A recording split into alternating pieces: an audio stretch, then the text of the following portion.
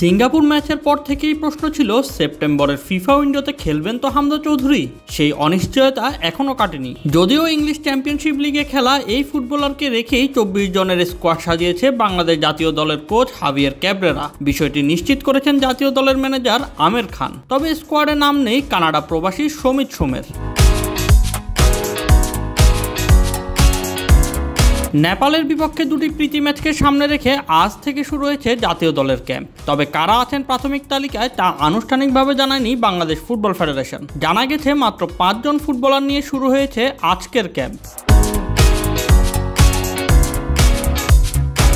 হামজা ও সমিতের বিষয়ে জাতীয় দলের ম্যানেজার আমির খান বলেন, সমিতের সেপ্টেম্বরে ক্লাব ফুটবলের ম্যাচ রয়েছে, এজন্য তাকে সেপ্টেম্বরের উইন্ডোতে প্রাথমিক তালিকায় রাখা হয়নি। হামজা চৌধুরী রয়েছেন তালিকায়। ইতিমধ্যে তার ক্লাব লেস্টার সিটিকে চিঠি দেওয়া হয়েছে। হামজাকে সেপ্টেম্বরে আনার জন্য তার ক্লাবের সঙ্গে ফেডারেশনের আলোচনা চলছে। নেপাল ম্যাচের জন্য সমিত সোমকেও চেয়েছিল বাফুফে, কিন্তু তার ক্লাব ক্যাভালরি এফসি না করে দিয়েছেন, কারণ সেপ্টেম্বরে তাদেরও খেলা রয়েছে। আমির খান জানান, সমিত সোমের ক্লাবকেও চিঠি দেওয়া হয়েছে। আসলে ওই সময়ের খেলা আছে তার ক্লাবের, তারা ছাড়বে না, সেজন্য 24 জনের স্কোয়াডে রাখা হয়নি।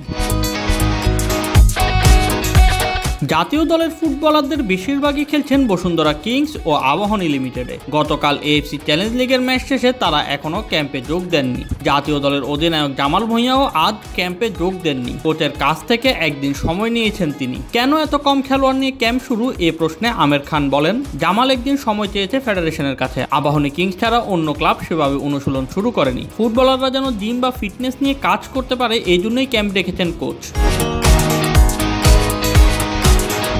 নেপালের বিপক্ষে বাংলাদেশের দুটি ম্যাচ আগামী 6 ও 9 সেপ্টেম্বর অনুষ্ঠিত হবে। এবার ভিন্ন পথে হেঁটেছে বাফুফে। ক্যাম্প শুরু হলেও খেলোয়াড়দের নাম এখনও আনুষ্ঠানিকভাবে প্রকাশ করা হয়নি, ফলে এখনও জানা যাচ্ছে না 24 জনের স্কোয়াডে আছেন কারা। Shoaib Shams, PD sports time.